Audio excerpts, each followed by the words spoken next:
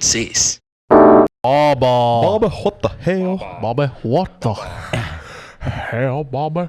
Whatever happened to predictability? The milkman, the paperboy, the evening TV.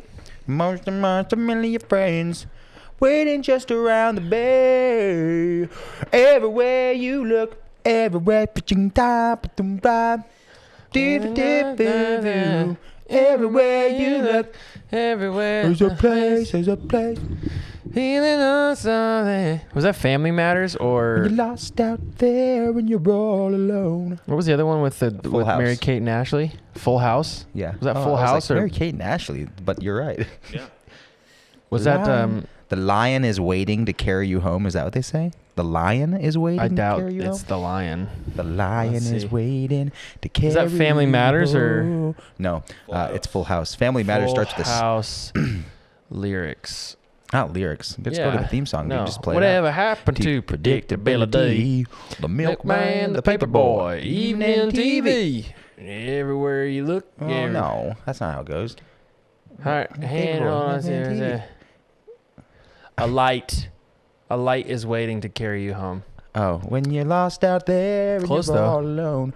It sounds like because they changed the syllables. It's like a light is waiting to carry you home. Everywhere you look. But the Family Matters theme song was the best because it started with a sneeze. Achoo! Oh, because Urkel sneezed? No, I don't know if it actually was a sneeze. Oh. But it sounded like it in the song. It's probably just like a snare roll or something. When we were working at Gold Class together, Urkel, Oh, yeah. Urkel came Jaleel. in, Jaleel White, and I served him tater tots. You spilled the plate on. You No, no, no. Because you were nervous. Also, too, funny enough, Pat Monahan came in. Oh, did you tell him that? I did when we were on tour with him this summer. I was like, bro, this one time I was a busboy. I was a for you. busboy at Gold Class Cinemas, and you came in with your wife, and I remember being like, "Yo, dude, that's Pat Monahan from Train, bro. I'm gonna talk to him." And He was like, I remember you. I didn't. No, no, absolutely not. But he was like, Steve, I think you got to turn your mic up. I didn't say anything, but first thing when I told him on tour, he was like, "Was I nice?" And I was like, "Yeah, you were great. Was he? Super nice. Yeah, he was super nice." He is just kind of a nice guy, right?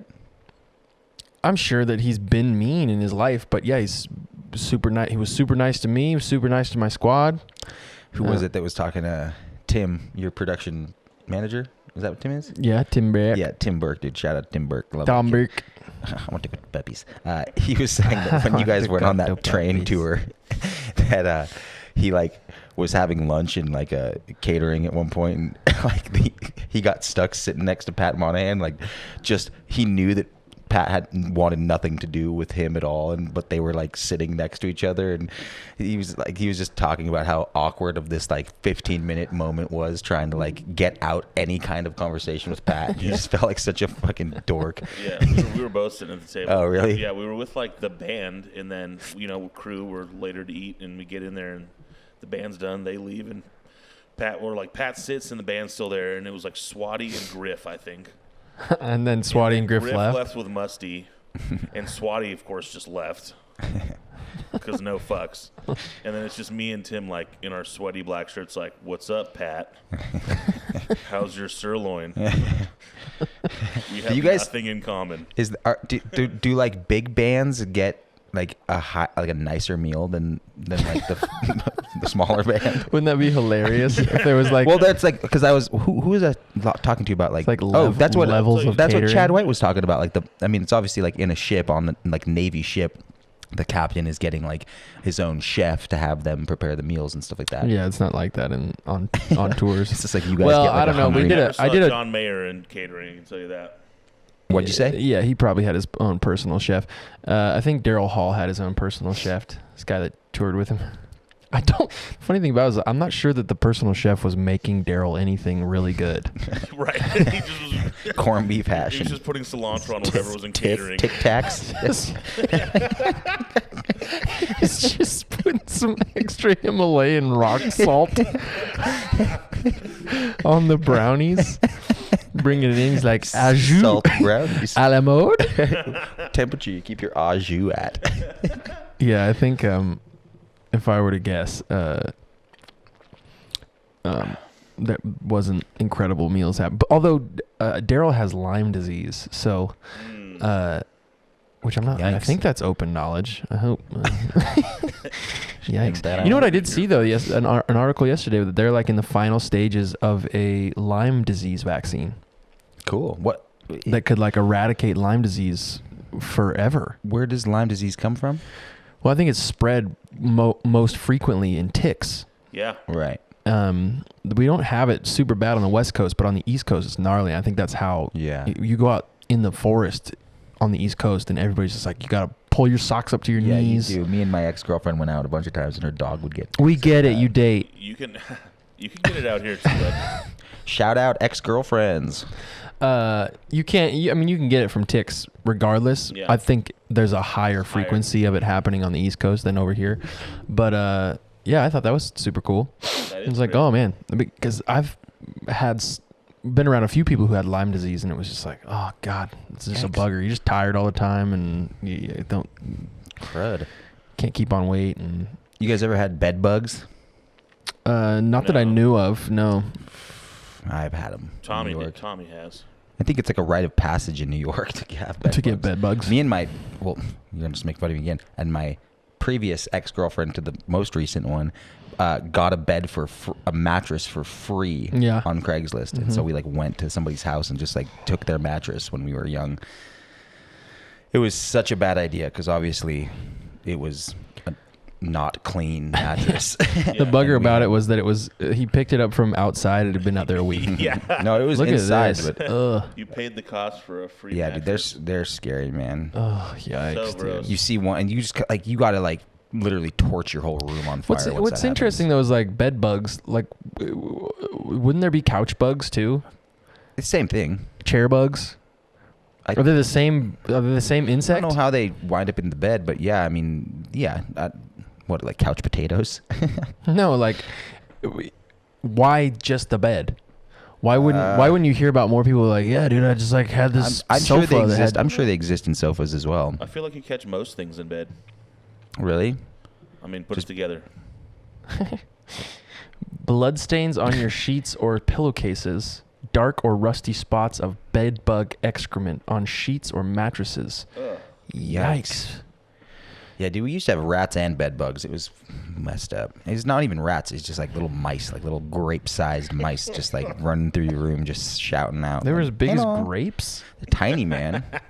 As big as grapes or as small as grapes? You mean? Grapes are huge. No, they're not. No, they're not. What? Are we talking about the same fruit? If there's a bed bug the size No, of a grape. I'm talking about mice. Oh, mice. Oh, I was like, what? You got a bed bug No, the I size was- of a grape, bro? You got I was- issues, I dude. I had bed bugs and mice.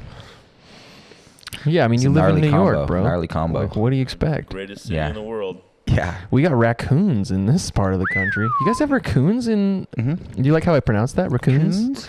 Raccoons? Do you have them in New York? I think so. Yeah. Yes, I've seen them on the fire escapes before. I always feel like there'd be We had bigger- one of those on too. fire escapes. Yeah, I put a bunch of stuff out on my fire escape, like whatever it was, just garbage, and a long time ago, and there was like a raccoon that had come up and was like going through the garbage and trying to get it, and it was like at the window, and the window was like facing the window. No way. bed. Oh my god, Dude, Raccoon. when I was cutting my self-titled record, that brown one that I made. Remember we stayed in Lior Goldenberg's like a house that he had his studio in, and I went outside one night to like smoke a cig, and there was this tree in his backyard that had like relatively low hanging branches, and I'm like out there. I was out there like. I mean, the cigarette was almost gone. So that's how much time I had been out there. The branch is literally 3 feet from my face, but I did not look at the branch at all. until the end of the cigarette. I look up, literally 3 feet from my face is a possum. Just looking at me with those little beady, devilish eyes. Yikes. Just like, you make one more move forward, bro, I'm going to jump on your face. Are possums like vicious? Probably, right? Oh, I mean... No. Oh, yeah. Bro, what are we talking? Are we talking about the same animal? I mean, I was asking, disgusting, they look but scary. They look scary, but they're nice. They are not nice. They are not nice. Bro, if you corner a They got possum, scary. don't you know never... Can you tame a corner- possum? I mean, you know, like the term, right? Playing possum? Yeah. Yeah, they like play dead. Yeah. Yeah. That doesn't sound that vicious to me. Yeah. Listen, I can play dead and I'm vicious. Alan's looking up vicious possums. Just so that he can Scary prove it. mouths. Bro, look at this. Vicious possum. Get this on the screeners. Look at this. Oh, nards, dude. What's it going to do? Oh, it's going to get scary. Is what it's gonna Really? do. You Yeah. think so? Yeah, this is a vicious possum attack. This is I'm on the edge of my vicious seat, dude. I possum can't. Why are you attack. getting your So am I, camera down dude. This there, is better bro? than Inception. Yeah, he's not playing dead right now, is he? No. Yeah, he is. He's just hiding. No. Come on, dude. This is a vicious possum. I mean, it's going to happen, I think. Do something, you frickin' possum. Fast forward a little bit. I can't. What if I miss it? Oh, no. What are you doing, Do bro? we have sound on this? Yeah, can't you hear it? Oh, yeah. I thought that was just Steve opening up his Snickers bar. I'm a Milky Way guy. I'm a Twix dude. This guy's like pestering it, bro. Exactly. Yeah. Okay, when's it going to start giving the snissies? Yeah, I want to see. I want to give the I wanna see little it get Ulysses vicious, S. dude. Grant vicious. I just want to see him Oh, it's open gonna up his happen face right, and go. right here. No, dude. I think we're This coming is to not the a conclusion vicious that possum possums at are. all. He just So, got up and walked away. Oh my Was god, I right or was I right? You were, and you know what? It's cute. It's bro! cute. I just got clickbaited. Damn, Alan. Vicious possum attacks, That dude. was Vicious- not. vicious Oh, this attacks. one is giant possum. Oh, damn, world dude, look record. At that. What's good, Grey Gang? Yes, As the dude, clock I like ticks this on, guy a the war lot. occupation rages forward. I at an hate him. alarming Me rate. too. No one is safe. He Not showed me, not up with you, not chickens, bullets. and not even Peanut the Savage. If we, Bro, as who the is Grey this Gang, kid? We gotta get him on the allow this to show. happen right under our nose, there won't be a chicken safe from here to the eastern seaboard. Bro, and let me just tell Kendall you, Gray as long as I'm here, has as long as 1.5 Peanut continues to million cheer me on each and followers every on time I YouTube. come back deer hunting unsuccessful, I will strive, I will grind until the job is done. And I wanna see just the until possum war getting crazy. is over. There it is. There it is. It's huge. This thing is stinking huge. He's good Oh. color in the back too. He's a real nice gray possum. Is that- He's extremely old. I'm gonna go ahead. Is and that get this guy taxidermy? unwrapped. No, it's a Let real him calm possum. down to where we can safely transport him out. Okay, is this even a possum or is this a bobcat? I can't tell right now. We're gonna give him some time to settle down because he's trying to eat me. Usually possums aren't like that. Who We're gonna is get him this in it, let guy, him calm bro? down to where we can What's his safely name? transport him Kendall out. Gray, Then we have to man. stroke He is him or sit on very the trap exciting all to be night, around. girl, for the last 2 weeks or something. Bro, I want to party with Kendall. Kendall Gray. Yeah, so I guess I was wrong, huh? Yep. We- I mean, oh, look at this. no. That's a possum I know, bite. don't I wanna- guess I don't they wanna do look at that. bite. That looks gross. Yikes, dude. You got rabies now, player. Yeah. That's What gnarly. what animal would you what's of the big animals that you can think of right now? What's the last one that you'd want to encounter in the wild? Of the biggies? Like biggies, like I'm talking bears, lions, tigers, elephants, hippopotamus. Oh man, dude! If I saw a rhino in my, Rhino's sight not charging me, that ain't nothing.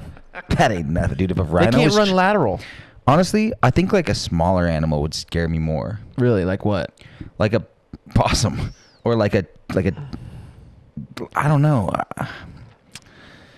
like a raccoon, like something like a skunk. Even I'd be fucking. Isn't it terrified of. interesting how much more afraid we are of like rats than deer? Yeah. Because we've never lived in a lifetime where rats have spread any kind of legitimate disease. Oh yeah. But I'm terrified. I see a rat, I'm terrified. Oh my god, dude. Ugh. When we found this mouse in our apartment, Mm-hmm. I swear to God, like my whole You screamed? physicality, like my behavior as a human being changed altogether. Like I jumped up on my bed. My girlfriend at the time had this broom that she was ready to like swat it with. I picked up the carpet that was on our floor and we had it cornered. I was like, all right, you're going to throw the broom. And this has been like 2 hours of just like up at 4:30 in the morning, just like eyes wide open, freaking out. And I was like, you throw the broom over into the corner. It's going to scamper out. And then I'm going to drop the rug on and I'm going to stomp it. And she was just like, God, Julian, what are you talking about? Good It's God, just like a lady. little tiny grape of a mouse, like just so sweet and so scared. Oh man, those things scare me, man. They scare me. Good God, Good God, lady. I hope Satan himself. Yeah, that's just that's just what you get used to when you live in New York. Those little we don't have them at our spot now, but we did have little baby cockroaches coming in through the dishwasher, which was weird. It's a weird place for them to come through. Yeah. I've heard that I watched this documentary called Rats on Netflix. Have you heard this? I saw Ratatouille, the Pixar fantastic film. So good. Yes, super good. Not the movie I'm talking about. The one I'm talking about is called Rats. I'm just wondering, like, why you were going through, like I'm just seeing you, like, flipping through Netflix. I And know. I heard a couple good nice. good reviews. I'm gonna watch Rats. Apparently, there are more rats in New York City than humans. By like 5 or 6 times. Somebody was telling me there was also another crazy statistic on that documentary. I'm gonna get it wrong, but like the metric weight of rats in New York City outweighs like the buildings or something. It was like just a thing that I couldn't believe. Yeah, it's a lot. I think even 5 or 6 times more than the population of people is actually inaccurate. It might be more, like a lot more than that. Where do they all go? Sewers. Yeah. What if they just had like a sick ass nightclub? Like, remember like Studio 54? Yeah. You know, like there's Just a down boogieing.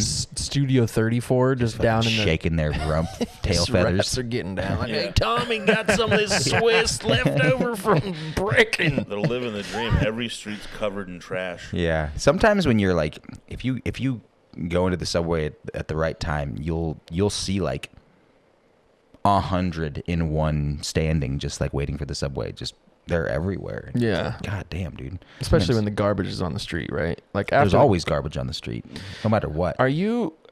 You're going back to New York soon. Mm-hmm. I have heard a few. You're got more friends over there now that would give you a description of what New York is like right now. Mm-hmm. I've heard other descriptions just kind of on podcasts of people who live in New York. They're like, yeah, it's kind of wild right now. What are you hearing about the situation in New York City? I think it's kind of just back to normal. Like Laura was just there, Steve's girlfriend. Oh yeah. And she was saying that it seemed kind of like relatively open. I mean, it's just cold there now, so places have like outdoor seating and stuff like that and other things like that. But I mean, the city's at full capacity. That city is nonstop nonsense of like you can't move around trying to like get through Manhattan. And I assume that's been cut down significantly, so that like just the population of people out in that city right now isn't as much. But I was out there in October, and there was a bunch of people out moving around, And everything looked clean and like. I mean, it never looks clean in New York. It's Certain places like Manhattan it always is looks clean. No, it doesn't. Manhattan does, yeah. Like in comparison to certain parts of the city. Yeah, that's a weird thing about like I New could be York wrong. City altogether, is that it is like actually a clean place, because like their garbage system, how they, I can't imagine. it's so gnarly, dude. Do they just ship? Do we ship it off to China, or where does it I don't go? know where it goes, but there's like independent garbage companies that come through, like in Oh, yeah, of different, course. like not only different boroughs, but like different, like, because they can only operate in like a block because it's so much I in can't every imagine. block. I feel like that should be. There's all this talk during the presidential election of like universal basic income. Did you hear about this idea? Mm-mm. where I think it was Andrew Yang he dropped out relatively early in the race, but he had some like pretty decent support at one point. He was talking about universal basic income, essentially like each American citizen would get a specific amount of money to cover costs. Mm-hmm. And you could debate whether or not that's a good idea till the cows came home. But one idea that I heard in contradiction of that was like a year of service after just any American would spend a specific amount of time. A lot of people do it for the military, right? They'll go to the military for 4 years and then they get college paid for. Mm-hmm. And I've always thought that would be such a great idea. If I was 16 years old and then I was forced to do it, I would be pissed. But like in between high school and college to make, like just 4 or 5 different occupations that you had to go do. But at the end of it, you got 20 grand, 30 grand that you could like legitimately go travel with or go start a business with, or because the universal basic income, the idea is like about $1,000 to $1,200. I think it was between like $800 and $1,200.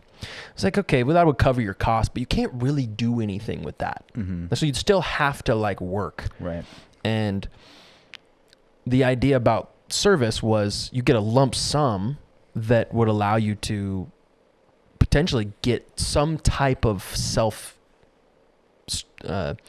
motivated business off the ground, which I think is a great idea. But garbage man, I think if we all had a real proper understanding of how much we throw away, I think, me personally, just like for the first time owning my own house, there's only like 3 people in my house, me, you, Taz, and Rudy. And we fill up that garbage. It's filled to the brim every week. Yeah. I'm like, okay, so there's like 300,000 people in Spokane. Christ, where's it all going? Dude, I mean, just every single day walking through Manhattan, you see stacks of garbage up to higher than you stand tall. I can't fathom it. And it's just a daily thing. And it's crazy. And my roommate and one of our closest friends, Steph, is super, super conscious of that and being waste conscious. And not that's good. And I've gotten a little bit better. I can't say that I'm great at it, but she'll like slap me if I don't recycle something or if I don't like compost something properly. If I don't, seems a little harsh. Well, yeah, it is. I got the bruises to prove it. Bruises to prove it. Shout out to Brown and Third, baby. That's such a good name for a song. Bruises to prove it. I got the bruises to prove it. Damn, dude. I got bruises to prove it too, man. So you're looking for apartments right now? Mm-hmm. Yeah, there's a bunch of cool stuff out there right now. It's always, it's like such a diamond in the rough kind of situation. Like you can find, I'm seeing all these things and it's just like cool. Like these all look kind of standard and whatever. Because every apartment in New York is just like, if you're spending a certain amount of money, it's just like you know what you're gonna get. It's like relatively small. You're not getting what you're actually paying for. If you're coming out here and spending that kind of money, you're going to get a fucking mansion. Maybe not a mansion, but you're going to get just, it's your dollar goes a lot farther, right? Farther in places like Spokane, yeah. But that's what happened with my spot that I'm in currently, is that I was looking around. I was like, all right, cool. This is my budget. This is what I'm looking for. And my roommates that I had back then, Steph and her boyfriend Nate, were like, all right, we want a backyard, we want a dishwasher, we want high ceilings, we want exposed brick, we want washer and dryer in the unit. And those things all sound like reasonable requests, but in New York, it's just unheard of. You don't get all those things for like a budget that's as low as what they wanted. Right. But somehow I found that, and now we've been spoiled by that, and so we're trying to find something similar to that. But it's exciting, man. It's exciting to got any keepers? Move. I got a couple keepers, man. I got a couple hearts that I got on my app that I've been looking at, and yeah, Steph and I have been bouncing back and forth and showing each other spots, and yeah, it's cool. It's exciting to be like, maybe we're gonna be in a new neighborhood, and like once you move into a new neighborhood that's in New York, you start to like discover so much about that little area. It's so cool, man. Do you gonna get a new Papasan chair? I might. Yeah, maybe. I'm gonna get some stuff. We talked about. I know that we talked recently. about that. Steve, have you come up with any other ideas as to what type of stuff old Jeremiah Paul Donis over here should be getting? Obviously, besides Jeremiah Paul. obviously, besides anal beads. He has those. I don't have those. I'm scared of that type of stuff, dude. Yeah, that's a deep dark hole. I think that maybe you should stay away from. I've just never even Are you entered talking to the anal beads? Yeah, I'm just Yeah. talking about that whole world of like BDSM and cherries in your mouth and What? I don't know Cherries in your mouth? those little like straps that they like put around there. I've seen them in I movies. like saw one picture with like a woman with like some tight leather outfit on and a cherry in her mouth, and that's what you associate all no, this with. no, she didn't And a have it. whip. It's a gag, right? It's like I've seen them in Yeah, Cherries. ball gag. ball gag. That's what I'm talking about. Yeah. It's like what they put in a pig's mouth during a luau. Yeah. It's so funny, man. Like, I've walked into sex shops, various times in my life, and I always walk in and I'm just like, You giggle. Yeah. it's just like the guys behind the girl behind the counter is always just like very informative and like very cool and Yeah. protective and like, oh, God damn it, dude. Another one of you fucking assholes coming into my store. Coming in here to giggle. Yeah. Just proves how immature I actually am. But I would, no, I wouldn't. I'm not into the. You ever got into like Pez? The candy? Yeah. Yeah. I love that stuff. You maybe get into that. Oh, you're still trying to get me into stuff. You're saying I'm just- going to get some stuff. Yeah, I'm just gonna. We had a conversation about this on one of the other podcasts, and I think like, me saying I want to get some stuff is just like I just want to have some things now to like have. Yeah. Like in my space that are mine that I keep. But are you going like furniture? You going maybe paintings? furniture, maybe paint, maybe I'd like to get some cool art. Some art. Yeah, I'd like to get some like music recording equipment. Some mics, some stuff. I want to like set up an office. Just get one mic. That's fine. That's all you need. Just one all you mic. need. Yeah, I might get like a little MIDI keyboard or steal one of yours that you have If you sitting around. touch my MIDI keyboards, I'm gonna probably steal like 17 more of your shirts that fit me nice. you can take a shirt or two, but don't you take my MIDI. Come on, give me a MIDI, dude. Actually, haven't used MIDI in like a century. It's all like this USB now. Well, I don't really know what I'm even doing with any of it, but I feel like if I just had like a little keyboard to like kind of play around on and like make beats on, I think everybody should. It's fun. it'd be fun. Yeah. Especially nowadays with the DAW technology, anybody can make a song that sounds like a song on the radio. Yeah. Like literally, and my mother. Yeah. You give her a half an hour lesson. At the end of it, she's got a 3-minute tune that sounds like a Migos song. Yeah. It was. Have you really- listened to like sorry to interrupt you. That's okay. I'm different. Yeah. You know what's this guy's name? I don't know. Steve, you know what I'm talking about? Just look up "I'm Different" on YouTube, and I'm sure it'll come up. It's a big, tall guy, hip hop artist. He's different, dude. If you listen to the track, it's like so simple. Like I'm kind of. This is not meant to be disrespectful. It's literally just like knowing the DAW software.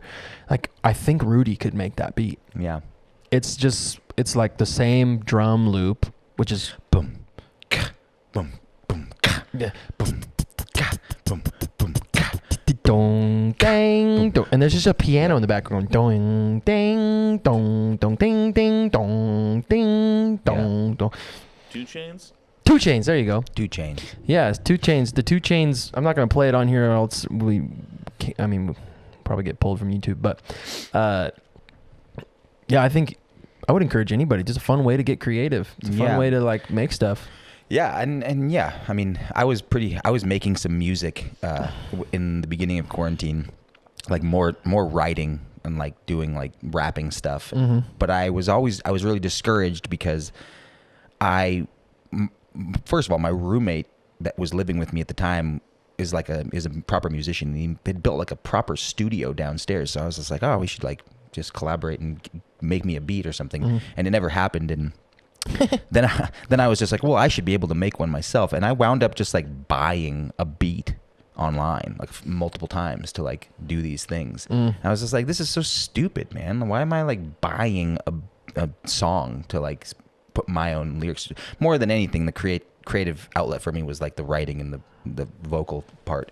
But you can definitely make a beat. But I want to learn how to do that stuff, and I just want to have a lot of. I want to have like we gotta get Uncle Steve back in the friggin' cockpit again, bro. Dude, we got to get Uncle Steve on the bass drops. Dude. We almost had him in playing a Live at the Lodge episode, but then good old Tommy Cantz. But big old Tom Cantz said Tom can't stay any longer. Tommy said he can't stay. And but he's coming back, and Steve's coming out of retirement. Yeah, how you feeling about that, Steve? You feel good about that? You feel ready about that? You feel ready about that? I only said I'd do it the one time. No, come on. Come on, man. Why wouldn't you? Wouldn't it be fun? Or would it not be? I don't know. Or would it be like, do you feel like you'd be super self-conscious about it? Maybe. Huh. I don't know. Yeah. So just too many. I'm trying to think about like what, if there's anything in my life that I've like stopped doing that I would go back to and feel a way about, but I can't really relate it to myself. I think if I just did it like the one time, it'd be fun, but trying to go back full on would be a thing. Do you think that you, like Mike Tyson recently came out of retirement to have a boxing match? Did he do it? And he hadn't worked out for like 10 years. Awesome. And his wife was like, hey, you're kind of fat. And so he started getting back on the treadmill. And he said that like 15 minutes turned into 2.5 hours. And then he said, I think it was on the Rogan podcast, the gods of war have like touched my serpent. Like some crazy Mike Tyson thing. And now he has like the eye of the tiger. Oh, geez. Yeah, I mean, it's a little different where he was elite in the best of the best in the world and retired because he had to, and is getting a fat paycheck. I got neither of those things, so. Right, but I think maybe what I'm unpacking from your spot is like, I'm not just, it's tough because you put so much heart and energy into something to not do that, to not put that same exact energy into it again. Mm-hmm. Right? Like it would almost be disrespectful to the time you spent digging into the craft to just like whimsically like pick up a bass and screw around. Am I unpacking that correctly? No, I mean, I think just like if I took out the bass and just kind of played it, it'd be what it is and be fun. And I think it'd be fun to play with Tom for sure, just for like the nostalgic stake, but I'm not going to like join a band again. Well, yeah, that's not what we're asking you to do. We're just asking you to pick up the bass every so often when we do the Tom Petty Live at the Lodge episodes, bro. Come on. 3 notes. 3 notes, dude. 3 notes and the truth. Yeah, I think it'd be great, man. I don't know. Maybe there's like a part of you that almost feels like, well, if I do pick it up, I kind of want to like fully embrace it and like dive back into it. And maybe you just don't know. I don't know. It's probably just like the fear of the unknown, maybe. Maybe. I don't know. I just haven't done it. Yeah. Well, I'm excited to hear you slap that bass when you get it going, dude. It's going to be nice. I wish I could play any instrument well, man. You guys are good musicians. Slap that Hugo Boss. I started playing bass when I was like 6th grade. That was the instrument because my brother was in this a reggae band. Oh, sweet. Called Dub Tribe. Mm-hmm. And the bassist in that band, super cool dude. His name was Sean Fairchild. Came on to play in Los Fancy Lads, matter of fact. Shout out to Sean. Shout out to Sean Fairchild. What's he doing now? He's like plays bass still. Really? Yeah, he's still a bassist. He's like, where's he? He actually like reached out to me and wanted to be on this podcast, and I was just like, that's probably a cool idea. You just didn't hit him back? I was just like, dude, we're busy. Sorry, Sean, we're not. Talking to Andy Dick. Sorry, bro, we got Alex Boyle. yeah. Jesus Christ. No, we can have him on. He's awesome, dude. And he was like truly such a cool inspiration because Tony was in like my middle brother was in like 9th grade, a freshman, and this kid was like a junior or something, and Chris Taylor, who went on to go be the bassist for Grizzly Bear, Do you guys know that band? Oh yeah, you were telling me He about. was like our back. He was our neighbor. He grew up behind us. And whatever happened to that band? They still doing the thing? I don't know.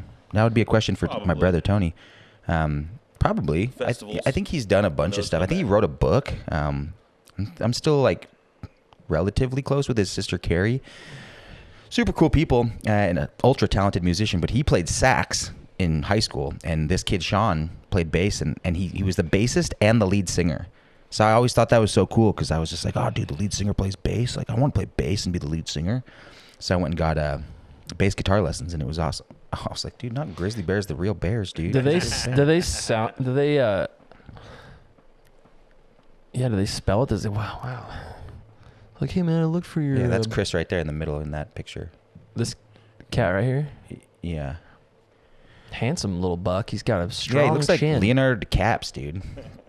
Yeah, we had some good times growing up. Let's see. The last thing seemingly they put out was 3 years ago, maybe. Got some other stuff in here. Oh, 1 year ago. You know who else I used to be close with growing up who lived in my neighborhood was 7 months ago. They just played on KCRW. oh sweet. So they're still around doing the thing. Oh wait, no, it says Grizzly Bear 2009. So yeah. Yeah, I'm not sure. I'm sure he's still active in a bunch of different areas, but yeah, there was another couple really kids cool records that we were really close with growing up. Pete and Tim Wilson that started the band Ivan and Alyosha. Oh yeah, I know those cats. Yeah, we were listening to them the other day at your house. Good people. Super cool, man. Yes, a lot of talent came out of that little Mill Creek town that I grew up in. It's cool. But I want to be, I want to get some studio stuff and start making some beats, man. Start throwing my music on the world wide web. I'm looking forward to it. I'm super looking forward to you throwing some shit on the Dude, World Wide Web. We can debut it on this podcast. Sweet, man. Yeah, I don't know if it's going to be anything that I'm proud of, but I've been making music for 12 years. I'm not proud of a single thing that I've ever done. That's not true. Fucking oath. I'm proud of it like the day and a half after I do it, and then like you get about 3 months out from it and I'm like, that's terrible. Hey folks, today our episode is brought to you in part by our good friends at Ladder Coffee. Head to laddercoffee.com and you can order beans directly from the brewer, as well as some of this beautiful cold brew. Locally owned and operated out of Spokane, Washington. Check it out. Ladder Coffee. I'm jacked! Is there one song in your catalog that you are like most proud of? Yeah, I mean, I'm being facetious. There's plenty of songs I'm very proud of. Hey, those are my socks. I always wear your socks. Sorry, I changed the subject, but those are my Tapateesies, dude. Yeah, they've been in my. I'm only announcing this because I'm always wearing something of Alan's, and he's never wearing anything of mine. So I honestly take it as a compliment that you're wearing something of mine. Yeah, I didn't know whose they were. They were just in my drawer, and I was like, "Hey, those are pretty fly, dude. Tapatio socks. You could have them. Nice." Although my toes are sweating. For the record, Alan and Julian share socks and underwear. Yep. You can get them signed if you go to the Patreon. Yeah, we got them up on eBay for you too.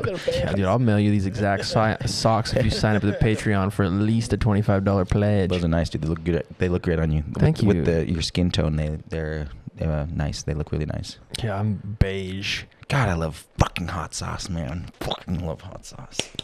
I'm excited tonight. We got a dinner planned. We're going to a local restaurant that apparently has the greatest wings. Best wings in the area. Wow. Best wings in the area. That's great. D-Bali. Sorry, I didn't mean to switch. I can't wait. I can't either. It's gonna be great. We have a good time planned ahead of us for tonight. But I didn't mean to divert that question.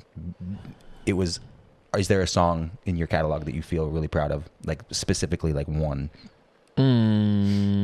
Yeah, sure. Sure, I'll take one. There's a song. There's plenty of songs I'm still really proud of. I'm just wondering, like, if there's one that you're like, that's the one that it's really hard. I wrote a song called "Circle" that I think cool. is like one of the coolest like ideas that I've probably ever had and written. Yeah, I like that song a lot.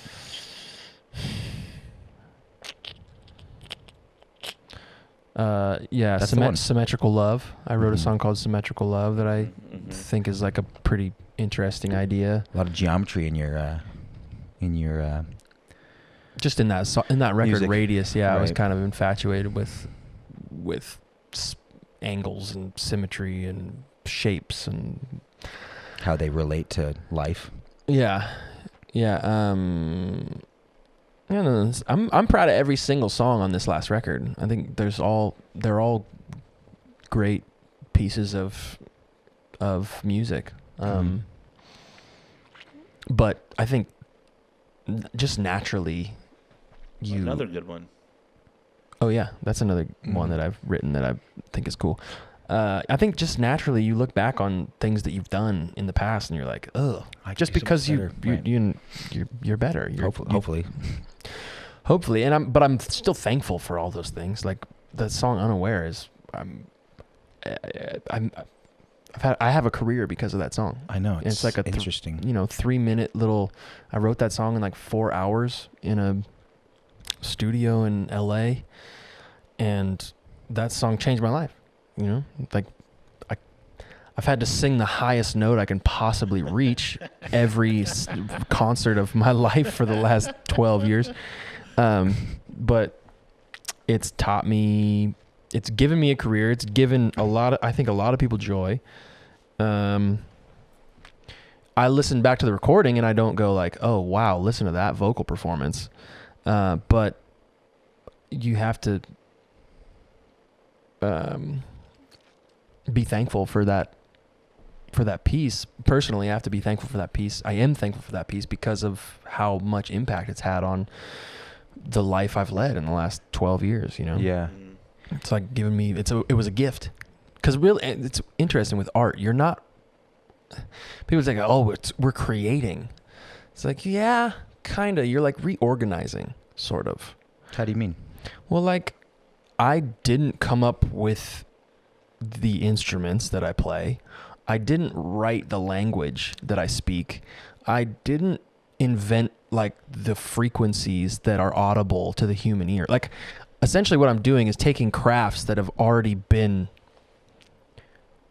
made. Obviously like human audible sound is not, nobody can take credit for that, right? We're just given, but like a guitar or a piano or a computer, like we utilize so many things that have just been passed down to us that what we're doing now with creating art, there's nothing like totally original because you're just taking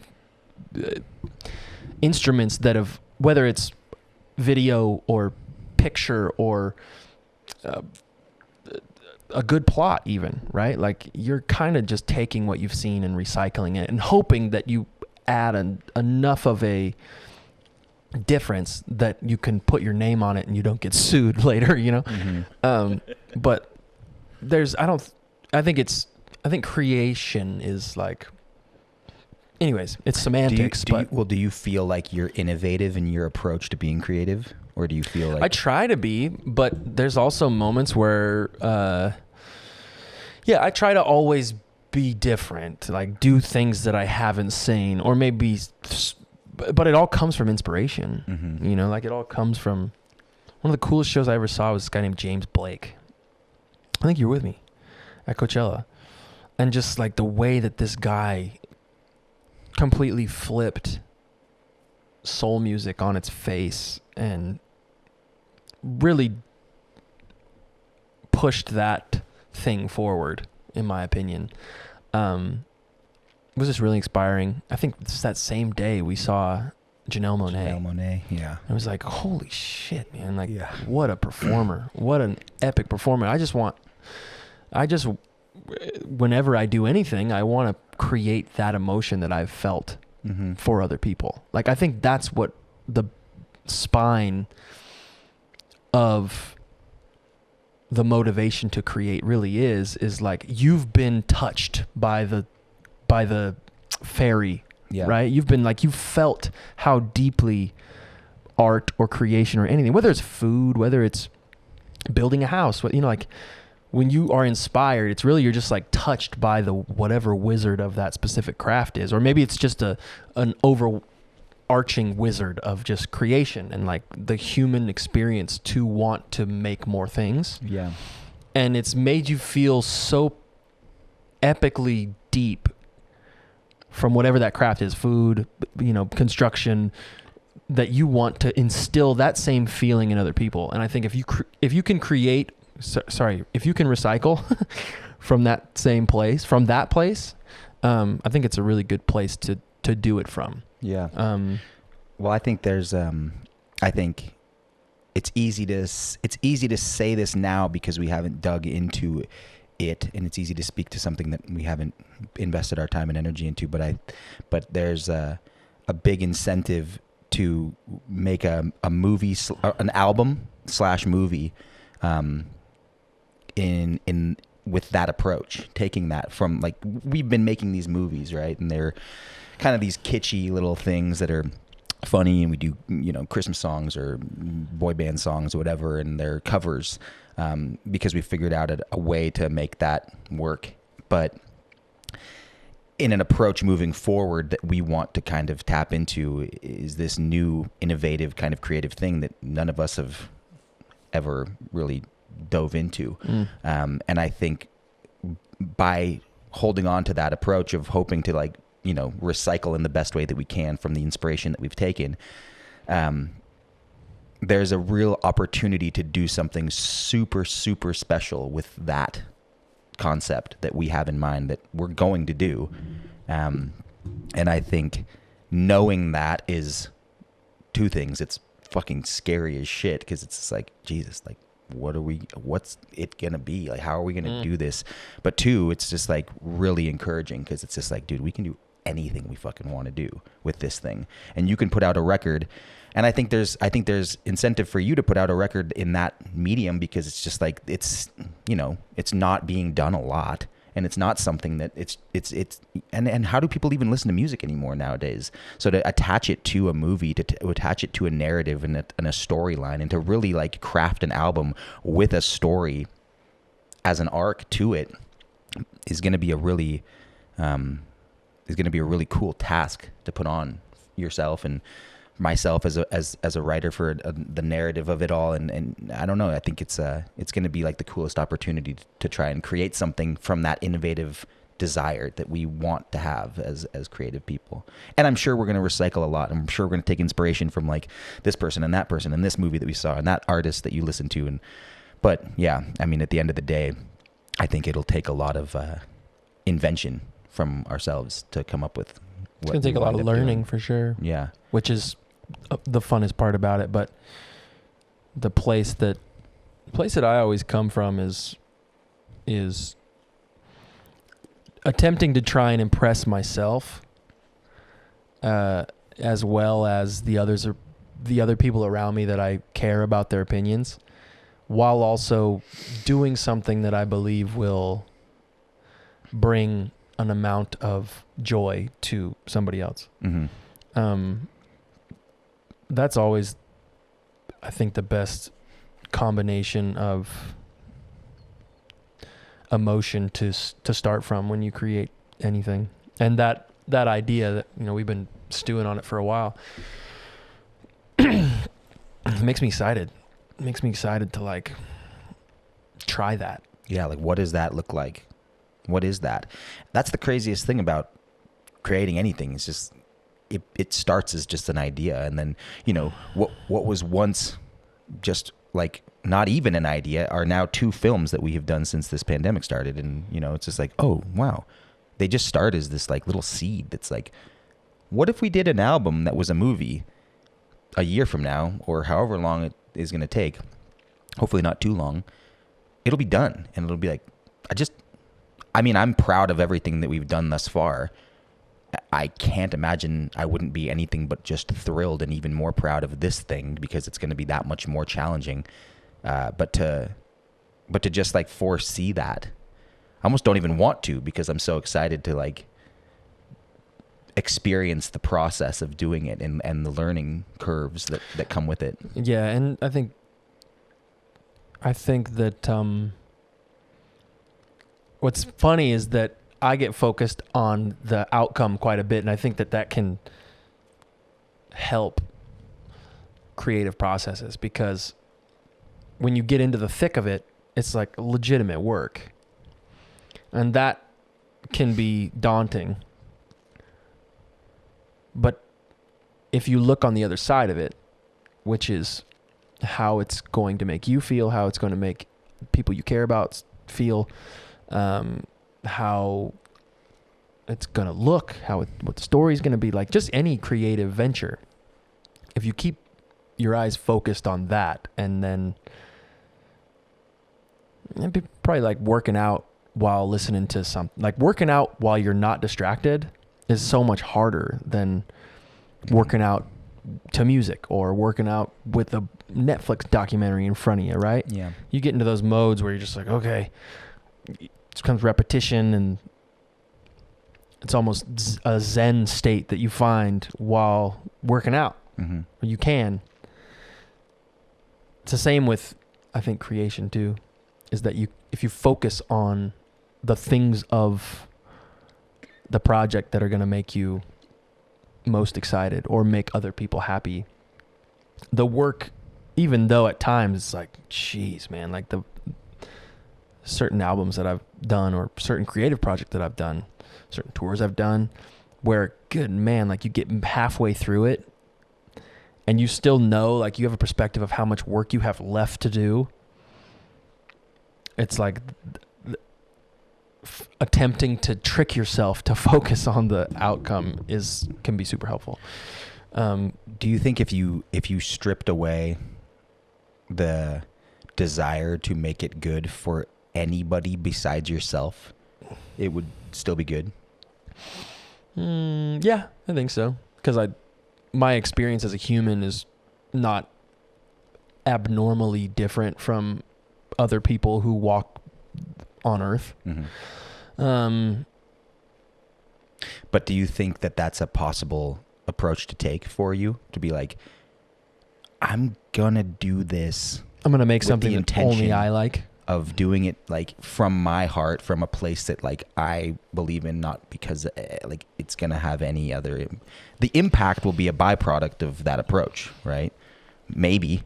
Yeah. If that's what happens, but I think you can get a little bit in the weeds at times if you're just doing something that is only meant for you, because I mean, I think especially when it comes to music, you know, my understanding of music, my time spent with music is there's a lot more hours there than most people. And so what gets me off as a musician just flies right over people's head who don't have the time spent that I do. Mm-hmm. And I think there's a balance there for sure, especially with music and also with movies. Yeah. I think that it should be digestible. You shouldn't, if you want to just make art for yourself, great, go for it. Go do another job that pays you enough to just go make art. But if you're like making art for the masses, if that's what your goal is, then you should think about the masses. You should think about who's going to digest this and how they're going to hear it and how they're going to see it. And you should also like it yourself. You shouldn't make something you don't dig. But I think there is a delicate balance there between what you think is incredible and what people will get. But maybe people don't know that they like something yet because they haven't experienced it. And I guess that's what I'm... Yeah, that's a good point. You know. Yeah, and it's a valid point. I think that there's definitely weight to that perspective, but maybe you don't even know you like it yet because you haven't experienced it either. You haven't done it. And that's just where I guess the whole idea, like the question comes from. It was just like, can you do this just from your own heart for yourself? And like, because I see the people that I admire the most, I'm just like, I can't imagine that they're like, all right, I'm making these choices because I know that like the public is going to agree with these choices. It seems to be the opposite of that, where they're like, I'm going to do exactly what I'm going to do, and I'm going to kind of be a rebel in that sense, and just kind of go against the grain and do something completely different that I haven't done before. And like who? I don't know. I'm trying to. I don't know. Pablo Picasso, like artists that are. I'm trying to think of like artists that I really like, actors, for instance, that I really admire a lot and watch their choices. I don't see, I've been watching Ozark, so like Jason Bateman and Laura Linney are these actors that, of course, the show is like a very popular show, and it's, you know, on a public platform, and it's digestible amongst the masses. But when I watch them act, man, they had this scene. I wrote down the scene of the episode I was watching last night because I like want to do it in an acting class at some point because it was so powerful. And I just can't imagine that those choices that they're making are coming from this place of anything but how am I existing in this space right now with you, trying to connect and doing this from like this place of my heart, and not from like what's gonna be the most impressive choice for me to make right now. Because like I can cry, I can blow up, I can be like really insane, but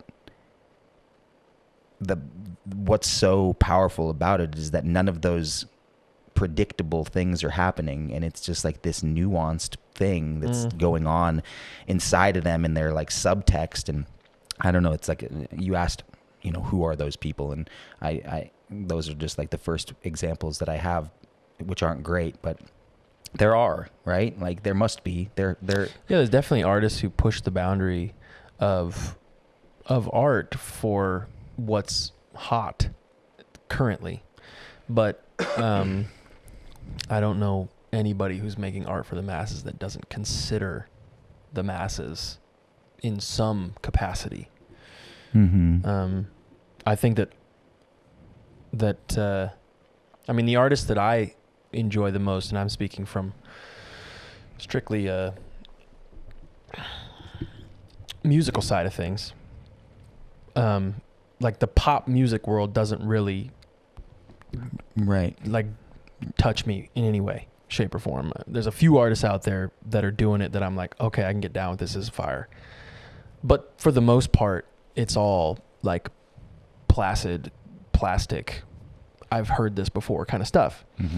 The artists that I like typically don't have commercial viability. Like they're making a living without question. They're making a great living, but a radio programmer at, you know, K-Rock in San Francisco would hear their stuff and be like, yeah, this isn't for our station. I like that a lot. But I'm always curious about, I think I'm more curious about the people who are still managing to push the envelope of their art while consistently connecting with an audience. I don't know if that's because of their art or specifically what their art sounds or looks like, or if it's just they've put in the work long enough to have their pulse on the public. Yeah, I guess I'm just curious if that must be a conscious choice for an artist, or if disregarding it altogether can still produce the same result. Yes and yes. I think it can be. I think both can exist. I think you can consider the public and make stuff that pushes the envelope, and I think that you can completely disregard the public, make something that pushes the envelope, and get lucky, and the public will be stoked about it. Yeah. I mean, look at like Gautier. That song was like the biggest song of all time, and it was so not connected to like any traditional. Yeah. I mean, it was definitely a pop song for sure, but I doubt that Gautier was like under the impression that making that tune was going to garnish him the attention that he got from it, I bet he just made something that he thought was really dope. Like, and I'm not sure if him and Kimbra did that together or if he made it and she just kind of sang on it, but I think both are possible without question. And it's really just how you want to approach it. I don't know. There's not a right answer. It'll be interesting to write with you. Yeah, I'm excited to dig into what the story is going to be and where the story comes from. I think I'm most excited to write music with a previously dictated direction. This always happens to me. I get in the studio and like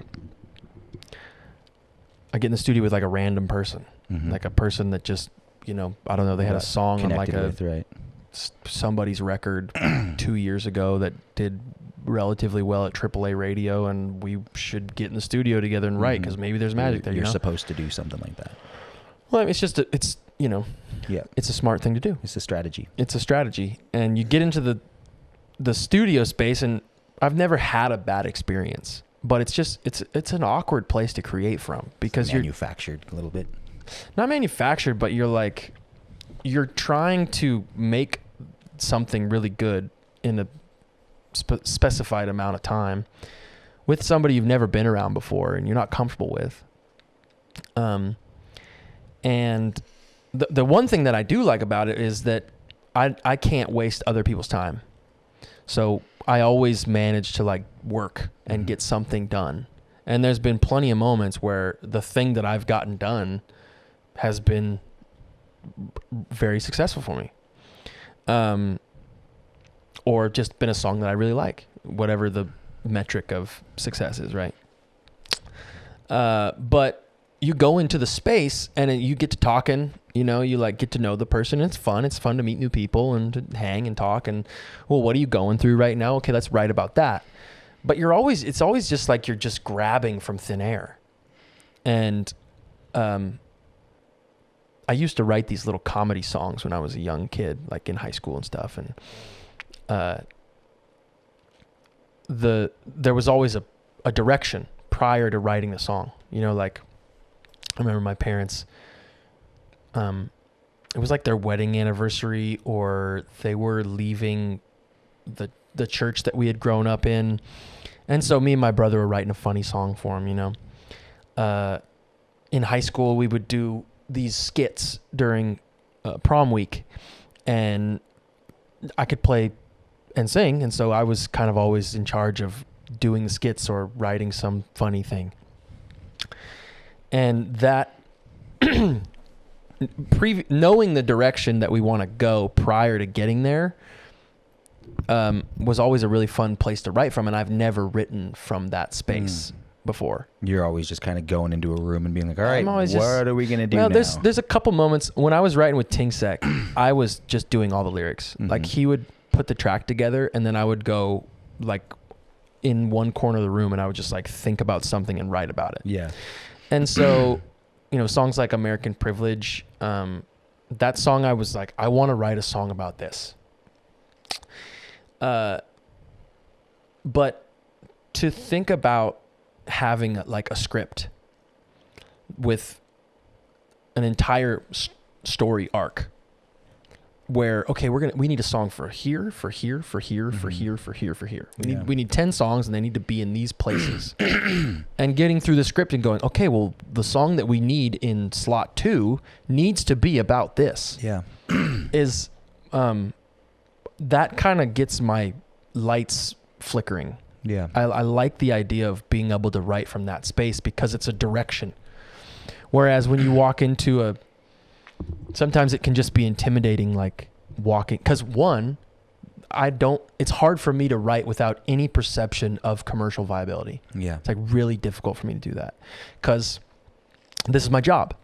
And I want to write things that I'm inspired to write, but I want to write them in a way that like is going to connect with as many people as possible. And so that always manages to find its way into my perception when I write. But when you're just grabbing from thin air, like, I don't know if the public's going to like a song about shapes that is actually about mental health, you know? I just think that's a cool song. The idea of writing for a purpose, writing for a story, writing for an arc is kind of really exciting for me. And I'm excited to at least try it. I'm sure I will fall flat on my face several times, but to at least have that direction and be connected to that direction and not have to like, bro, you've got to write the next Let It Be. Yeah. You're right. Like you kind of compare what you want to write based upon like how epic other songs have been.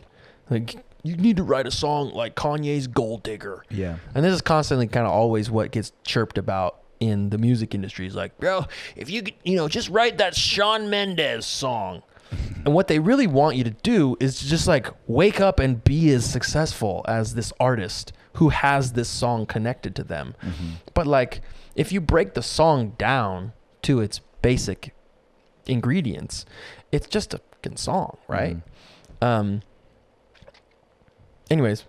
Yeah, I think it's great, man. And I think it's exciting to hear you talk about it as well. But I also feel like your writing of music for that, although yes, it'll come from this like structured script place of like, here's where like what the tone is, this is where we're at in the story, this is here, this is there. I think what's really exciting for me is thinking about the collaborative process, in that some of the songs will dictate what the story actually is. So like, it won't just be like, hey, this is what the story is, so write a song about that. It'll be like, hey, this is where the story kind of is. And then like your song will actually like enhance that storyline and like really dictate where that story continues going and is motivated by. Yeah, it's interesting too with topic and musicality, because you can say something and make it sound a certain way and the message feels different in a song, right? Because you're able to communicate in two different wavelengths with music: the lyrics and the melody and the actual bed of music below it. And I always think it's really cool to write like from in like a juxtaposition where the lyrics and the music don't connect. Yeah. And you're making the listener have to lean in, like because what you're actually really saying is like, oh damn, like this song is about this. Yeah. Like I had no idea that it's about that, because the music feels so joyful. Yeah. Oh shit, I didn't realize this is like an uplifting song. It's like such dark music.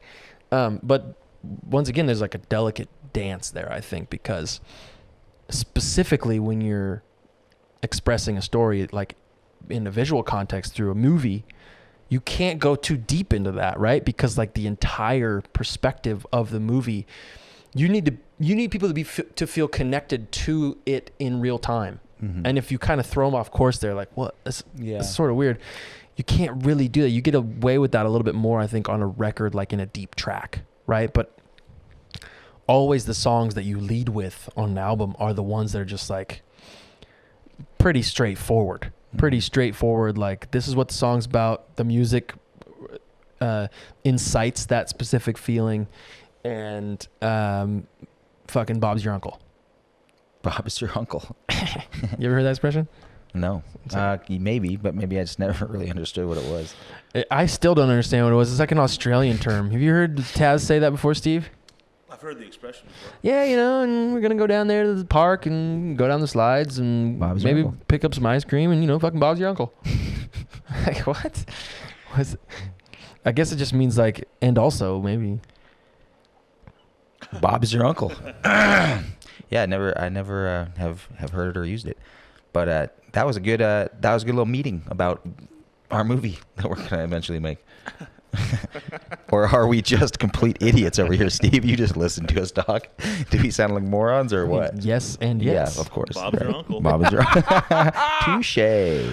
Fucking Pete Rose sliding in face first, baby. It kind of just means like, and there you have it. That, like, totally. There it is. Like, and Bob's your uncle. Like, That's it. Mm-hmm. And there you have it. Yeah, that's a really great description of what it because that is actually what it is. And there you have it. Yeah. Bob's your uncle. Bob's your uncle. That'll be the name of this podcast episode. Perfect. Great. See ya. I'm getting an aquarium. I'm getting an aquarium. Dude, honestly, that is what I'm going to get. Yeah, it's not a bad idea, man. Can't. That's my pet. Fish. Yeah, you can You pet. still got to take care of fish. You gotta take I care know. of the fish. Well, I know, but that's doable for me. I think you can get automatic fish feeders too. I'm sure they got some Well, sort I of kinda- I kinda Alexa enabled. Well, I've always wanted. I mean, Alexa, it's. feed my fish. I think Fish. I think it would be like for what I want. I think it would be pretty expensive because I want to get like an in the wall like aquarium kind of thing, like not Deuce Bigelow styles. Maybe Deuce Bigelow styles. I would hope that you could afford a house first before you get an in-wall aquarium. I know. Yeah, right. It's like, dude, I just dropped 25 G's on this in-wall. I was on fucking Aquarium Kings, bro. Discovery Channel. Check out my episode. Spent the entire rate all on the aquarium. Now I can't access it from any room in my house. Freshwater, saltwater. I mean, saltwater would be rad. I think it's got to be it doesn't have to be a relatively larger size of an aquarium in order for it to be saltwater. Probably. I mean, if I can just get like a standing one, I'd like to get one. But if it's just going to be like some thing like the size of this, that's not really. I have a feeling that some sort of terrible mistake would happen, and you would like flood the entire building. Yeah, I mean, that sounds on brand for good old JP Crescendo over here. Speaking of on brand, last night Rudy's obsessed with my pressure washer. And every day, if we like even look out the window, he goes, "Daddy, brum brum, please, brum brum, please." Like he's just obsessed with it. So I promised him that when I got home from work, I will get out the brum brum. He remembers too, huh? Oh, absolutely. Yeah. And so I get home and like I need to clean out my hot tub. The hot tub got a little greasy. We use it every day, so like it got pretty gross. And I pump out the water and then I pressure wash it, get all the grimies out of there. And so last night I'm like, all right, I'll clean out the hot tub tonight, whatever. And get out the pressure washer, empty the hot tub. Rudy, it's hilarious too because I think Rudy just likes to like shout as loud as he can without hearing himself. I think that's maybe what it is because the pressure washer's so loud. He's like standing 30 feet back on the porch on top of a seat, just yelling at the pressure washer. I clean out the hot tub and I'm like, okay, we're done. Put the hose back in. Go in. Oh, it's dinner time. Great. Dinner time. I got to put Rudy down and get in the hot tub. Then my Wi-Fi. Then I've been wanting to fix my Wi-Fi for like the last 3 weeks. God, so then I get down on this Wi-Fi trail. 3 hours later, I forget that I turned the hose on to fill up the tub. I go outside, bro. The tub is like overflowing. Mad time. It must have been overflowing for at least an hour. Oh, jeez. So back to being green, right? Yeah, Beginning of the conversation. super watered all the grass. I needed to ask Alan a question last night, and I Fucking mudslide, dude. You live on a hill. yeah, seriously, It's all basalt, bro. We're staying there forever. Spokane's flooded. Yeah, I needed to ask you a question last night, and I came downstairs. I didn't know where you were. You were down in your basement, just looking like you were ready to fucking chop your face off. You were so pissed, just looking at the Wi-Fi. I was so funny, man. I figured it out. I mean, I knew exactly what I was doing, but it's like. It's just that face of frustration. Like your downstairs basement is just like, because your whole house is smart, and so like your basement is just like plugs and cords and cables and things that I don't understand at all. The word smart gets tossed around a lot. It might be completely You have stupid. a house that's like voice activated, so like all of your stuff is just like I don't know how to operate. There's a anything in your couple house. cool tricks in my house, but mostly it's all very normal. Yeah, well, there is a brain behind all of that, and it's downstairs when Alan has to actually deal with it, and the faces that he makes while he's actually trying to put it together are hilarious. It's actually really kind of reflective of my experience. Right, yeah. Because my house looks... Your basement looks like your brain. Your house, Exactly. Your house is where your house is the presentation of The you. house's presentation of my own life. The basement brain. is a fucking chaotic, and that's literally the reflection of my mind. Yeah. My mind is like constantly going like, it's just got like Ethernet cables coming out of my eardrums. Oh my God. Lots But of clay. you go up to the living room, and you're like, hey man, everything's looking pretty great here around here. You go down to the basement, you're like, getting ready for Leatherface to come around the corner because it's just yikes. That's awesome, man. Yeah, your cable game is strong. And down there, it's really weak. My cable management is on point in every other room of the house except that basement. I'm gonna have to tackle it someday, but I gotta. Can you guys help me? Nope. I need to move some shit. Steve, you got that? No, I'm terrified of his basement. I've been in there. Come on, guys. Dude, you're coming over tonight, man. Slumber party. I hope you guys have one. Yeah, I don't think so. Steve goes to bed at 6 a.m., bro. Who cares? I wake up at 6 a.m. I got to go to bed at some point. For everybody who's listened all the way to the end, good God. Good God. We love you. Thank you so much for sticking with us. Stay tuned, stay blessed, and stay well. Bob's your uncle. Oh, boo-boo, did you just make it to the end of the video? Yes, you did. Do you want to see more videos just like this one? Do you? Well, then head over to patreon.com/Live at the Lodge, where you can support the How Good's of this podcast, as well as the entire Live at the Lodge family. Yep, yeah, you're going to get exclusive merch, personalized shout-out videos. Me and Jules, we're going to show up at your house and baptize your nephew, huh? Check it out, patreon.com/Live at the Lodge.